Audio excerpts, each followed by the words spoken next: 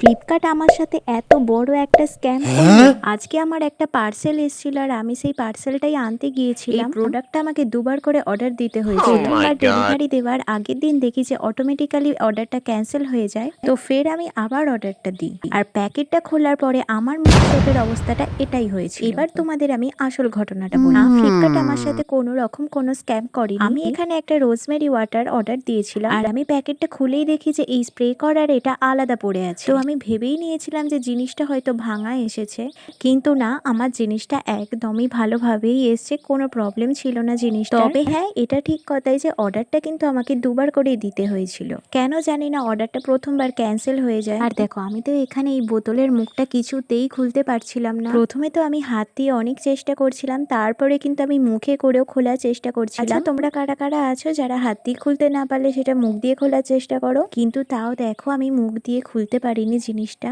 অবশেষে আমি স্প্রে বোতলটা রেডি করতে পেরেছি। আর আমার এই প্রোডাক্টটা কিন্তু ভীষণভাবে কাজ করে। এই প্রোডাক্টটা নিয়ে তো এর আগেও তোমাদের সাথে আমি একটা ভিডিও অলরেডি পোস্ট করে দিয়েছি, যারা দেখোনি তাদের জন্য লিঙ্কটা ট্যাগ করে দেবো। তো ভিডিওটা এটুকুই, টাটা।